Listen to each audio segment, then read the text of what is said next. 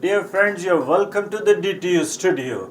In today's Samvad, I bring you face to face with a very renowned, dedicated, honest police officer, Mr. Karnal Singh, IPS. Mr. Karnal Singh, IPS, is also a student of Delhi Technological University or Delhi College of Engineering, and so he brings to us that pride that an alumnus of our university. He's retired as such a prominent person, and why I'm bringing him here today to you is उन्होंने किताब लिखी है और किताब है Batla house. The book is really interesting. Title भी बहुत interesting है बुक का, और सब लोगों ने इसका जिक्र तो कहीं ना कहीं सुना ही होगा, ऐसा हो ही नहीं सकता. बटला हाउस. बटला हाउस को कांड की तरह भी देखा जाता है और बटला हाउस को एक ऐसे ऑपरेशन की तरह भी देखा जाता है कि जो एक बहुत कामयाब एक तरह से ऑपरेशन रहा, और उसमें एक जो सबसे पहले शहीद हुए थे इंस्पेक्टर मोहन शर्मा, और जो ये किताब लिखी गई है, ये बुक जो है मिस्टर कर्नल सिंह हैं, आईपीएस ऑफिसर और हमारे देश के बड़े रिस्पेक्टेड, ऑनेस्ट, डेडिकेटेड ऑफिसर हैं मिस्टर कर्नल सिंह आईपीएस, और वो रिटायर हुए एज डायरेक्टर एनफोर्समेंट डायरेक्टरेट के. और उस रिटायरमेंट के बाद उन्होंने इस किताब बटला हाउस को लिखा है. और ये जो बटला हाउस को क्यों लिखा है, क्योंकि he was the officer who spearheaded the operation in Batla house. और ये बटला हाउस कहाँ है? ये जामिया नगर में जो है ये बटला हाउस है. तो आज हमारे साथ कर्नल सिंह साहब, जो एक निहायत ईमानदार और डेडिकेटेड एंड इंटेलिजेंट ऑफिसर हैं, वो आज हमारे साथ हैं. और बटला हाउस क्योंकि उन्होंने लिखी है तो आज आपसे हम बातचीत कर रहे हैं. साहब, ये बटला हाउस किताब से ही सामने से नज़र आता है कि बंदूक है, गोली है, कांड है, वो सब है. एक बहुत बड़ी इसके ऊपर बड़ी चर्चा रही है, बड़ा कंट्रोवर्सी भी बटला हाउस के ऊपर जब हुआ ये सब एपिसोड, उस समय भी हुई. पॉलिटिकल पार्टीज़ ने बीच में अपनी टांग फंसाई, किसी ने इसको फेक वो कहा कि अनकाउंटर कहा, किसी ने कुछ कहा. और उस समय में 30 के करीब लोग मरे थे. जो बम ब्लास्ट सीरीज वो हुई थी सारे करोल बाग और सारे एरियाज में 30 के करीब हुए, और 100 के करीब मेरे ख्याल है इंजर्ड तब हुए थे. और उसके बाद जो सबसे महत्वपूर्ण बात मेरे को इसमें किताब में लगी कि वो जो मोहन शर्मा जी हैं, जो इंस्पेक्टर हैं, तो जब वो अंदर बटला हाउस में जा रहे थे तो जाने से पहले उन्होंने आपको शायद फ़ोन किया जी, और फ़ोन करके आपसे कहा कि जी आई एम एंटरिंग. और शायद उसके कुछ ही मिनट बाद आपके पास दूसरा फ़ोन आता है, और उस फ़ोन से आपको पता लगता है कि मोहन हैज़ बीन शॉट जी. वो एक मार्टायर हुए.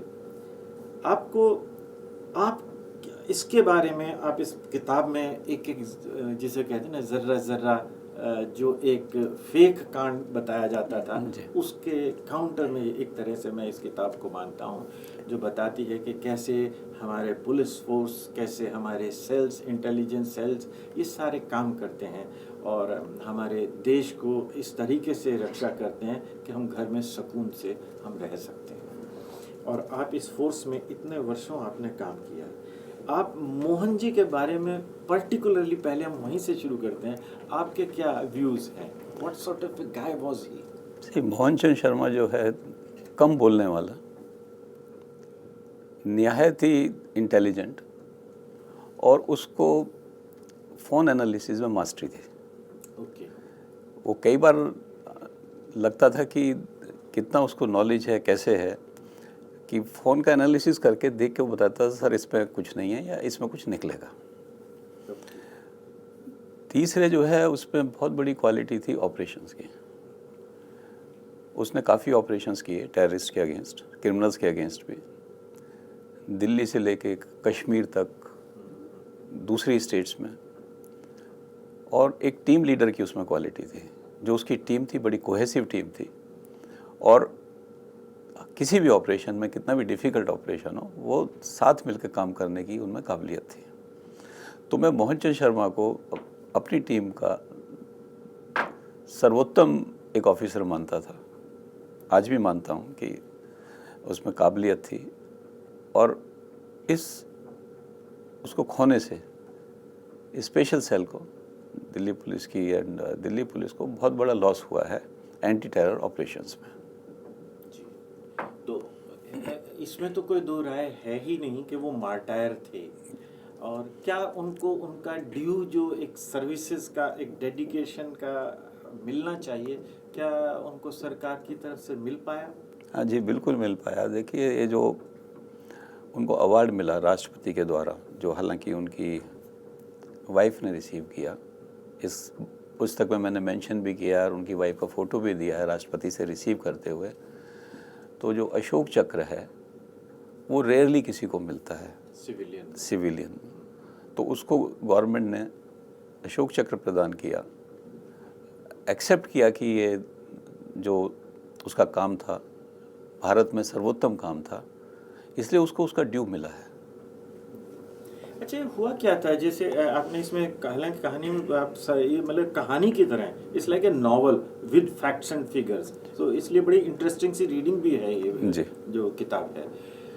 आपने जो करवल बाग वाला वो इंसिडेंट का आपने बताया कि कैसे वहाँ पर वो ऑटो भी के टुकड़े टुकड़े होके लटके हुए थे, सब खून के, वो इस तरह, तो वो बड़ा एक आपने मार्मिक सा दृश्य जो है, एक जैसे नॉवलिस्ट होता है, आपने उस नॉवलिस्ट की तरह इसको सारे को वहाँ पर बताया है। तो कौन लोग थे इसके पीछे?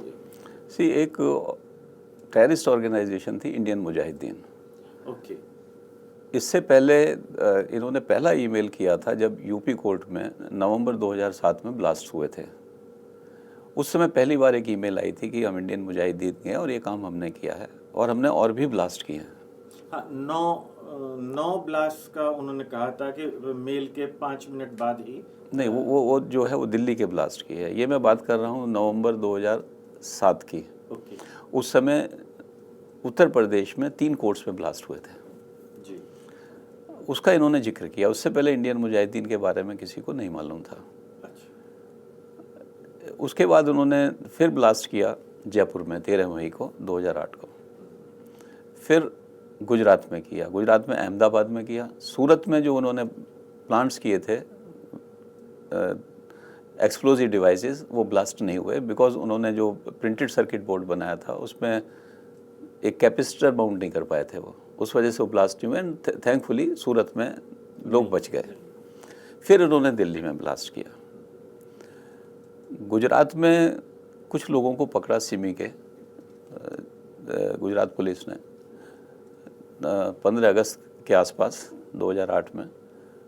उनसे ये पता लगा कि इंडियन मुजाहिदीन के जो लोग हैं उनको केवल उनके सिमी के केवल 2 लोग जानते थे, और वो 2 लोग गायब थे, वो पकड़े नहीं गए। यानी इसके बारे में और कोई सोर्स से पता ही नहीं लग रहा था कि कौन लोग हैं ये। इन लोगों ने क्या किया, जो इसके ऑर्गेनाइजेशंस थे गुजरात में, उन्होंने 3 सिम कार्ड का इस्तेमाल किया वहाँ पर। उसका नंबर पता लग गया गुजरात पुलिस को कि ये 3 सिम कार्ड हैं, लेकिन वो तीनों आपस में ही बात करते थे। उसमें से एक फ़ोन जामिया नगर के एरिया में 17 जुलाई को आया और 23 जुलाई तक रहा।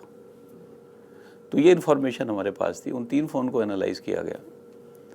तो जब मोहन उन 3 फ़ोनों को एनालाइज कर रहा था तो उसमें एक फ़ोन पे 1 सेकंड की एक इनकमिंग कॉल थी बाहर से, क्योंकि और तो कोई कॉल्स इन तीनों फ़ोनों के आपस में नहीं आती थी। जनरली क्या होता है, अगर कोई हमें कॉल करता है और उस कॉल को हम बिना एक्सेप्ट किए डिस्कनेक्ट कर देते हैं, तो जो कॉल डाटा रिकॉर्ड है उसमें 1 सेकंड की इनकमिंग कॉल दिखाता है। तो जनरली ऑफिसर्स उसको इग्नोर कर देते हैं कि वे ऐसी किसी ने कर दिया होगा, बाई चांस गलती से किसी का आ गया होगा। लेकिन मोहन चंद शर्मा ने इसको सीरियसली लिया। तो ये देखा कि ये फ़ोन किसका था जिसने कॉल की। तो फ़ोन किसी लखनऊ के रहने वाले का था। जिस समय उसने फ़ोन किया उसकी पोजीशन मुंबई में थी, लेकिन वो गुजरात नहीं गया था। उस फ़ोन से कुछ कॉलें डिफरेंट जगह गई थी, एक कॉल दिल्ली में भी आई थी उसी फ़ोन से। तो उस फ़ोन पे काम करना शुरू करा मोहन चंद शर्मा ने, और ये एक आतिफ नाम का लड़का था जिसको उसने आइडेंटिफाई करा। मीनवाइल 18 सितंबर को करीब दोपहर बाद जो है आईबी में एक मीटिंग हुई, तो उन्होंने बताया कि गुजरात में जो ब्लास्ट हुए थे वहाँ पे हॉस्पिटल्स में भी इन्होंने कार बम रखे थे टेररिस्ट ने। 2 कार बम, उसका पर्पज़ ये था कि जब इंजर्ड हॉस्पिटल आए और उनके रिलेटिव आए तो वहाँ ब्लास्ट हो और लोग मरे। तो अहमदाबाद में तो दोनों कारें डिस्ट्रॉय हो गई थी, ब्लास्ट हो गए थे, लेकिन सूरत में वो कार इंटैक्ट थी। उनके नंबर से और उनके इंजन नंबर, चैसिस नंबर से ये पता लगा कि वो बम्बई से चोरी हुई है। तो बम्बई पुलिस ने जितने कार चोर थे उनको इंटरोगेट करना शुरू करा। एक कार चोर ने एडमिट किया कि ये कार मैंने वहाँ सप्लाई की है। उस कार चोर को गुजरात लाया गया, अहमदाबाद लाया गया। तो अहमदाबाद में उसने घर आइडेंटिफाई करा कि भाई यहाँ मैंने जो बम बनाने वाले थे वो देखे थे, और वो लोग जो थे बम प्लांट करने के बाद 26 जुलाई को 2008 को गुजरात अहमदाबाद में बम प्लांट करने के बाद राजधानी से दिल्ली गए थे। तो ये इन्फॉर्मेशन जो आई, अब इसमें हमें देखना था कि उस राजधानी एक जो ट्रेन थी उसमें कौन कौन लोग ट्रैवल किए दिल्ली के लिए एंड उनका क्या बैकग्राउंड था। तो ये काम मैंने मोहन चंद शर्मा को दिया क्योंकि ऑलरेडी वो पहले से कर रहा था। तो मैंने उसको कहा कि भाई पहले आप ये देखो कि अगर ये दिल्ली से गए होंगे, अगर दिल्ली आ रहे हैं तो मोस्ट प्रोबेबली दिल्ली से गए होंगे, तो हो सकता है दिल्ली से इन्होंने रिजर्वेशन कराया हो। रैदर देन पूरी ट्रेन को हम चेक करें, फर्स्ट स्टेप हमने ये चेक किया। तो उसमें काफ़ी लोग वेरीफाई हो गए, लेकिन 13 लोगों का एड्रेसेस वगैरह गलत मिले। तो एक हमें ये हुआ कि ये लोग जो आए थे, ये लोग जो हमें रिजर्वेशन स्लिप्स मिली हैं, ये कनेक्टेड हो सकते हैं। तो फिर ये इन्होंने रिजर्वेशन कराया था निजामुद्दीन रेलवे स्टेशन से। सो मैंने मोहन से पूछा, मैंने कि ये बताओ कि जब ये निजामुद्दीन रेलवे स्टेशन से जिस समय रिजर्वेशन कराया जा रहा था, वो जो फ़ोन था आतिफ जिसका हमें पहले डाउट था, उसकी पोजीशन कहाँ थी? अच्छा। तो उसने चेक करके बताया जी उसकी पोजीशन भी निजामुद्दीन रेलवे स्टेशन पे थी जब ये रिजर्वेशन कराए गए। तो उसका शक बढ़ा। पहले तो यही था कि भाई कनेक्ट हो भी सकते हैं, नहीं भी, बट यहाँ से शक बढ़ा। फिर जो इनके पूरे फ़ोनों का एनालिसिस करा गया तो पता लगा कि ये जो जयपुर में इसके साथी थे जितने भी कनेक्टेड, जब जयपुर ब्लास्ट हुआ था इनके फ़ोन बंद थे, जब दिल्ली ब्लास्ट हुए इनके फ़ोन बंद थे, जब गुजरात हुआ इनके फ़ोन बंद थे। तो कड़ी से तो डाउट इसका बढ़ गया। फिर इसको लोकेट किया, वो उसकी एड्रेस पता लगा 108L18 बाटला हाउस। तो रात को फिर ये डिसाइड हुआ भाई यहाँ हम सर्च करें, लेकिन सर्च किस समय करनी चाहिए। तो टीम का व्यू था कि उस समय रमज़ान का महीना था कि जनरली ये लोग रात को जगते हैं, ज़रूरी नहीं अपने घर में भी हों, लेकिन सवेरे 3-4 बजे आके सो जाते, अपने घर पे आते हैं। तो बेटर है हम दिन में रेड करें। तो ये भी डिसाइड हुआ, उनको ये कहा गया कि भाई अगर जब आप रेड करो, ज़रूरी नहीं हो घर पे हों, और घर पे नहीं हुए और आपकी प्रेजेंस लोगों को पता लग गई तो ये भाग जाएंगे। तो टीम ने अब ये डिसाइड किया कि इस तरीके से जाएं, जैसे एक को जो धर्मेंद्र था सब इंस्पेक्टर, उसको कहा भी आप वोडाफोन की आप कपड़े पहने हैं एग्जीक्यूटिव के, क्योंकि इसके पास जो फ़ोन था टेररिस्ट के पास, ये वोडाफोन का फ़ोन था। तो अगर नहीं मिलता तो कहेंगे वेरिफिकेशन करना है। 2 टीम हमने तैयार की। पहली टीम जो है मोहन चंद शर्मा हेड कर रहे थे, लीड कर रहे थे, एंड सेकंड टीम जो थी एसीपी संजीव यादव, जो बैकअप टीम थी। फ्रंट में मोहन थे। तो इन्होंने जबकि वो फिल्म जो है उसमें डिफरेंट हो जाता है सारा कुछ, ऐसे वो ऑपरेशन जो है वो संजीव यादव का है। नहीं, वो ठीक नहीं था, क्योंकि लीडिंग टीम मोहन की थी। तो पहले ये जो एग्जीक्यूटिव वोडाफोन की उसमें था, वो ऊपर गया, 4थी मंजिल पे ये घर है। तो उसने वहाँ आवाज़ें सुनी अंदर से, तो उसको कंफर्म हो गया कि भाई अंदर लोग हैं। तो वो नीचे आया, उसने मोहन को बताया। ये टाइम था जब आपने कहा ना मोहन ने आपको फ़ोन किया, तो उसने मुझे फ़ोन किया कि भाई सर वो लोग अंदर हैं, कुछ लोग वहाँ पर, और हम अंदर जा रहे हैं। तो मैंने उसको बेस्ट ऑफ लक बोला। ये मेरी मोहन से लास्ट डायलॉग था उसके साथ। एंड मैं उस दिन जो है हमारे पुलिस हेडक्वार्टर में होम मिनिस्टर आए हुए थे, लेकिन कई बार पहले इंसिडेंट हुए थे कि जब टीम हमारी ऑपरेशंस पे जाती है तो लास्ट मोमेंट पे कई बार ज़रूरत पड़ती है कि कोई चीज़ चाहिए होती है या कोई प्रॉब्लम आती है उनको। तो मैंने सीपी साहब से कहा था कि जी मैं होम मिनिस्टर की मीटिंग में नहीं आऊँगा, मैं अपनी टीम के बैकअप के रूप में बैठना चाहता हूँ। तो उन्होंने परमिशन दे दी। तो मैं स्पेशल सेल के ऑफिस में बैठा हुआ था लोधी गार्डन में जब ये call I. I was expecting कि सेकंड जो कॉल आएगी वो एक सक्सेस की आएगी, लेकिन काम हो गया। लेकिन 15-20 मिनट बाद जो कॉल आई वो एसीपी संजीव की थी। उसकी आवाज़ चोक कर रही थी उस समय, मतलब वन कैन अंडरस्टैंड कि he was under emotions.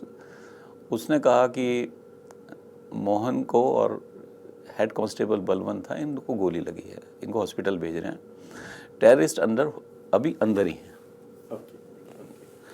Now immediately I thought अगर टेररिस्ट अंदर हैं भाग भी सकते हैं। तो मैंने कहा कि तुम उनको कोशिश करो कंटेन करने की, और मैं भी आ रहा हूँ और फोर्स को भेज रहा हूँ। तो मैंने फिर पुलिस कंट्रोल रूम को फ़ोन किया कि मुझे 5 कंपनी और 1 प्लाटून कमांडो इमीडिएटली चाहिए बाटला हाउस एरिया में। और मैं जो बचे कुचे लोग थे सेल में उनको कहा भी मेरे साथ चलो। मैं इमीडिएटली चल दिया। रास्ते में मुझे हमारा डीसीपी था आलोक, वो भी मिल गया। जब हम वहाँ पहुँचे तो सेकंड एनकाउंटर कंप्लीट हो चुका था जो एसीपी संजीव की टीम के साथ था जी। तो ये एक इंसिडेंट हुआ। एंड मैं ये पूछना है, मतलब अब ये तो एक्चुअल इंसिडेंट हुआ, लेकिन ऐसा क्यों हो जाता है? मतलब एक इतना प्रोफेशनल तरीके से, मतलब रिसर्च बेस्ड सारा एक एक्शन किया जाता है, और आप लोगों ने सारा टीम ने रिसर्च किया और अंदर गए, तो जैसा रिएक्शन होगा वो उसी वे से आगे आपकी एक्टिविटी होगी जी। लेकिन उसके बावजूद ये फिर क्यों कॉम्युनलाइज और ये सब चीज़ें? अब कहाँ लश्कर तैयबा है ना, चाहे वो मुजाहिदीन है, पीएफआई है, ये सारी ऑर्गेनाइजेशंस हैं। ये आप तो एनफोर्समेंट डायरेक्टरेट में भी रहे हैं, तो इन सबकी कहीं से फंडिंग बाहर से होती है या फंडिंग यहीं से सेल्फ सस्टेनिंग होती है इंटरनल? देखिए जो इंडियन मुजाहिदीन है, अब I will go back to its history. Okay. Pakistan ने जो है इंडिया में प्रॉब्लम क्रिएट करानी शुरू की लेट 70s में, जब पंजाब प्रॉब्लम शुरू हुई। हाँ, वो एक एपिसोड पहला जी। से उनका। उसके बाद अफ़गानिस्तान में जो तालिबान थी वो बड़ी एक्टिव थी। तालिबान के साथ जो ऑर्गेनाइजेशन थी लश्कर तैयबा एंड हुजी, ये वहाँ उनके साथ ऑर्गेनाइजेशंस थे। लेट 80s में वहाँ प्रॉब्लम कुछ सॉर्ट होती हुई नज़र आई, तो वहाँ से काफ़ी लोग जो हैं they shifted to Kashmir. they were redirected, all मुजाहिदीन्स जी। उनमें से काफ़ी लोग they were redirected to Kashmir. तो 89 के आसपास कश्मीर में इन्फिल्ट्रेशन शुरू हो गया और कश्मीर में ज़्यादा समस्या बढ़नी शुरू हो गई वहाँ पर। इसके बाद 9/11 हुआ। 9/11 से भी पहले जाऊँगा, 90s में जो है पाकिस्तान क्या करता था, अपने यहाँ के लोगों को ट्रेन करता था और फिर उनको एज रेजिडेंट एजेंट इंडिया में भेजता था। रेजिडेंट एजेंट का कॉन्सेप्ट ये है कि वो आदमी आएगा एक जगह, पाकिस्तानी होगा, उस जगह आने के बाद वो फ्रेंडशिप बनाएगा कुछ लोगों से, वहाँ से किसी रूरल एरिया से एक सर्टिफिकेट ले लेगा कि यहाँ का रहने वाला है। Then he will shift to Delhi, Hyderabad, जैसे दिल्ली में भी पहले शिफ्ट हुए थे। वहाँ शिफ्ट करने के बाद उस आइडेंटिटी का यूज़ करेगा कि भी मैं तो इंडिया का रहने वाला हूँ। पैसे उसके बाद पास हवाला के थ्रू आते थे उस समय। फिर वहाँ पर वो अपना बिजनेस शुरू करेगा as if is in Indian. Business जब उसका चल जाएगा यहीं शादी कर लेगा। फिर पाकिस्तान से दूसरे ट्रेंड लोग आने लगेंगे और फिर वो यहाँ शुरू करेंगे जो टेररिस्ट कार्रवाई है। मुझे तो बहुत बड़ा एक तरह से जी बहुत ही बड़े तरीके से मतलब एक साजिश उससे चलता है। अब आपने साथ में फंडिंग की बात की कि इनको फंडिंग कहाँ से आती है। एक हमने 99 में एक बर्मीज़ ओरिजिन का आदमी पकड़ा था। वो इंटरनेशनल इस्लामिक फ्रंट जो है, जिसमें ज़कात जो है, जो मुस्लिम में कॉन्सेप्ट है ज़कात का कि 10% जी एक पार्ट जो है अपनी इनकम का चैरिटी के लिए देते हैं। तो अब किसको चैरिटी करें, इसके उसको ढूंढना पड़ता है। इसके बजाय ये जो ऑर्गेनाइजेशंस हैं, चैरिटी ऑर्गेनाइजेशंस, उसको फंडिंग कर देते हैं। तो ये उस इंटरनेशनल इस्लामिक फ्रंट की ऑर्गेनाइजेशन में पाकिस्तान में पोस्टेड था। इसने इंटरोगेशन में बताया कि ये खुद जाके जितने भी टेररिस्ट कैंप्स थे उस फंडिंग का एक पार्ट उसमें देता था। तो ये फंडिंग जो है वहाँ आ गई। इसी तरह से लश्कर तैयबा जो है, इसका फ्रंट है जमातुल्लाह, वो चैरिटी के लिए फंड इकट्ठे करते हैं और उसका पार्ट टेररिज्म में लगा देते हैं। फिर हुआ 9/11। हम लोग रॉबिन हुड कंसेप्ट है। जी। एक आप एक सेक्ट को, एक लोगों को कुछ छांट लेते हैं, उनका भला करते हैं और भले के उसमें फिर आप हीरो होते हैं। जी। चाहे वो ओसामा हो, तो वो they emerge as social and religious representative of the people. जी बट हिडन एजेंडा में काम कुछ और हो रहा होता है। बिल्कुल। फिर ये 9/11 हुआ। 9/11 के बाद जो ट्विन टावर अटैक था, जी। अमेरिका और जो वेस्टर्न कंट्रीज़ हैं उन्होंने सख्ती की। दे अंडरस्टूड कि टेररिज्म क्या है। पहले तो इंडिया अकेला चिल्लाता था कि भी हम टेररिज्म फेस कर रहे हैं। यूनाइटेड नेशंस उसमें सख्त हुआ। उन्होंने कहा कि भी कोई कंट्री ना तो टेररिस्ट को सपोर्ट करेगी, और एक ऑर्गेनाइजेशन थी फाइनेंशियल एक्शन टास्क फोर्स, वो हर कंट्री का म्यूचुअल इवैल्यूएशन करती है कि क्या यहाँ इस कंट्री में money laundering and terror financing के लॉज हैं, अगर हैं तो क्या वो प्रॉपरली इम्प्लीमेंट होते हैं या नहीं होते। तो पाकिस्तान को ये समस्या हुई कि भी अपने लोगों को अगर यहाँ भेजते हैं तो उसका नाम आएगा। तो उन्होंने कॉन्सेप्ट चलाया कि इंडियन ओरिजिन के लोगों को इसमें यूज़ किया जाए, उनको इंडोक्ट्रिनेट करें। तो यहाँ से इंडियन मुजाहिदीन का जन्म हुआ, जो ये ऑर्गेनाइजेशन थी। और इनको फंडिंग पाकिस्तान से आती थी हवाला के थ्रू। इनिशियल रेडिकलाइजेशन जो है हुआ क्या था इस केस में, जेल में 3 लोग, तिहाड़ जेल में 3 लोग पकड़े गए। एक पाकिस्तान से आया था। पाकिस्तान से वो इसलिए आया था कि कुछ टेररिस्ट को उसे छुड़वाना था। उसने 4 फॉरेनर्स को इंडिया में किडनैप किया। 3 को गाजियाबाद रखा, एक को मुजफ्फरनगर साइड पे किसी गांव में रखा। फॉर्चुनेटली गाजियाबाद पुलिस की टीम किसी चोरी के सिलसिले में उसी घर में रेड करने चली गई। तो 3 लोग वहाँ से, फायरिंग हुई दोनों के बीच में, बट 3 लोग उन्होंने छुड़ा लिए और फिर अल्टीमेटली वो जो चौथा था वो भी छुड़ा लिया। ये आदमी पकड़ा गया। तो ये हुजी का टेररिस्ट था। दूसरा इसमें एक हुआ कलकत्ता का रहने वाला आसिफ रजा खान। ना ये आदमी कई सालों से घूम रहा था कि मुझे टेररिस्ट बनना है, मुझे टेररिस्ट बनना है, अच्छा, मुझे टेररिस्ट ट्रेनिंग चाहिए। ये पाकिस्तान जाना चाहता था।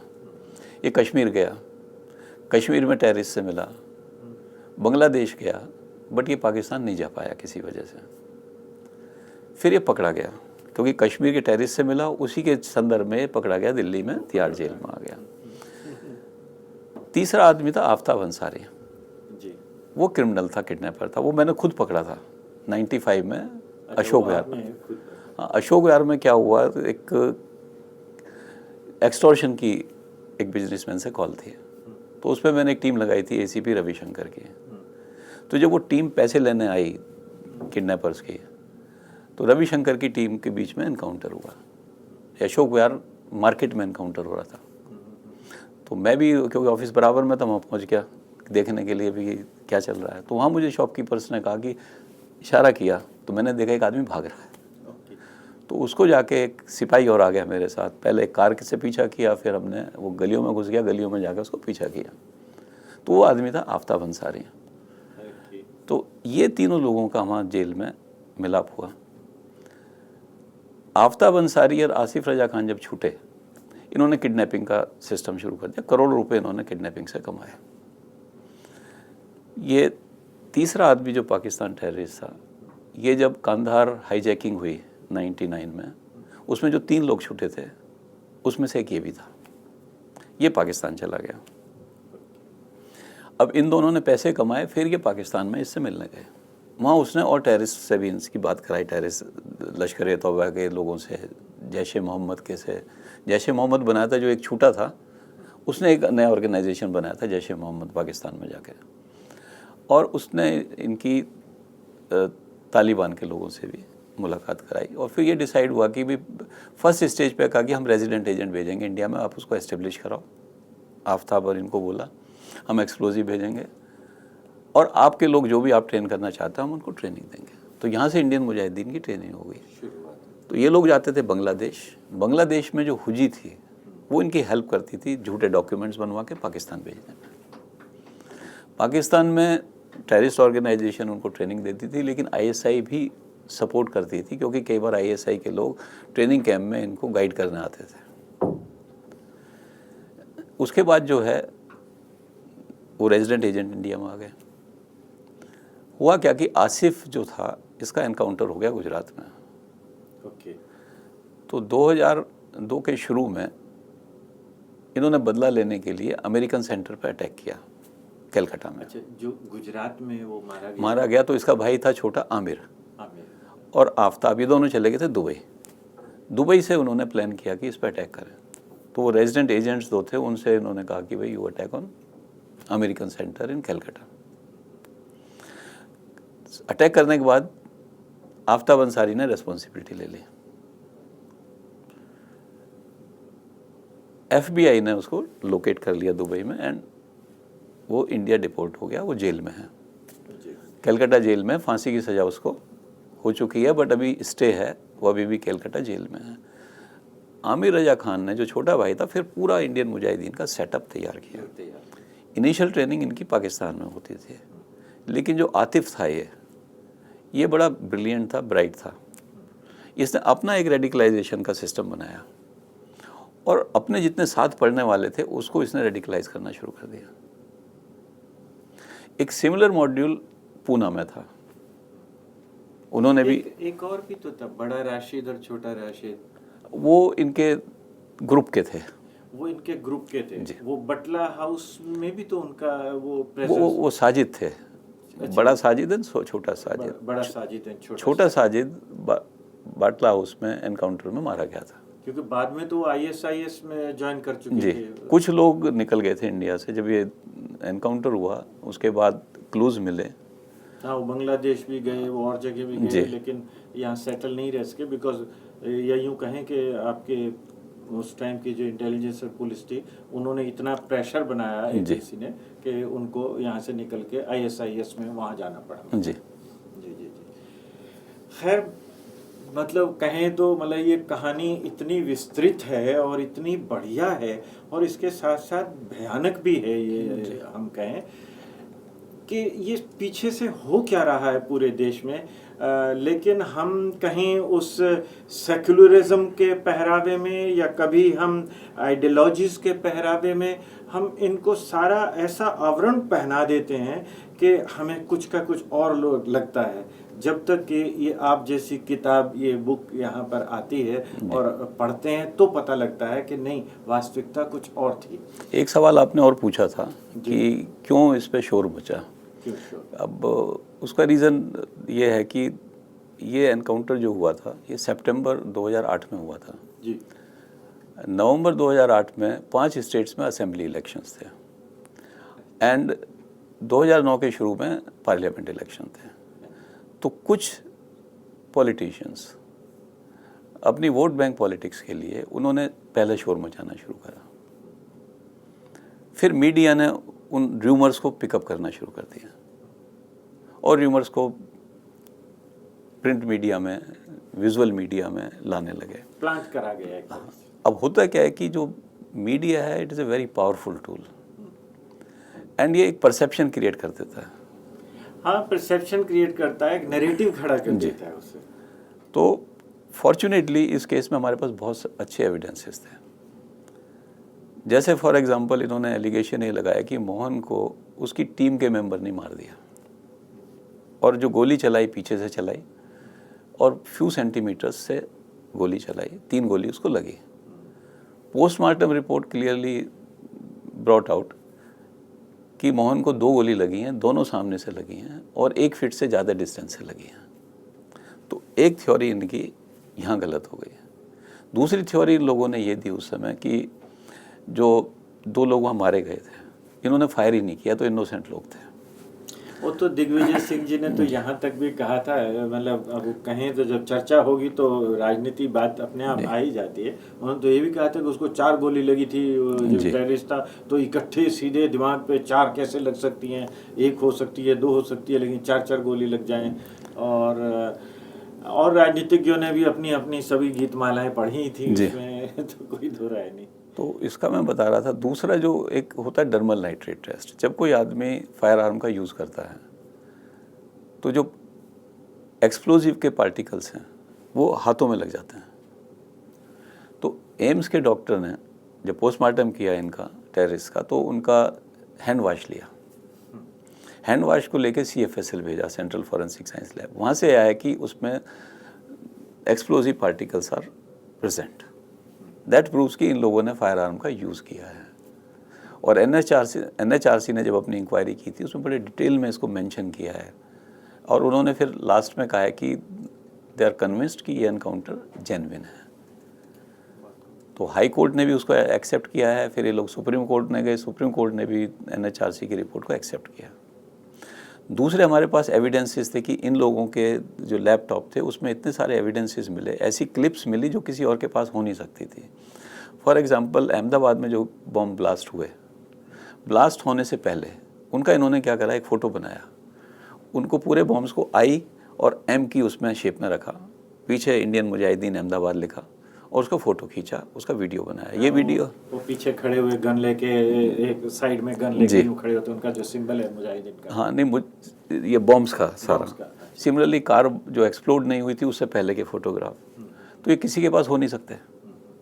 तो इनके पास काफ़ी एविडेंसेस ऐसे मिले जिससे आप डिनाई नहीं कर सकते कि लोग इन्वॉल्व नहीं हैं। फर्जी ID कार्ड्स, दूसरे लोगों के नाम से ID कार्ड्स बना रखे थे। तो इनके मोबाइल, इनकी जो कुछ बातें आई वो भी पता लगती थी कि बिल्कुल ठीक है।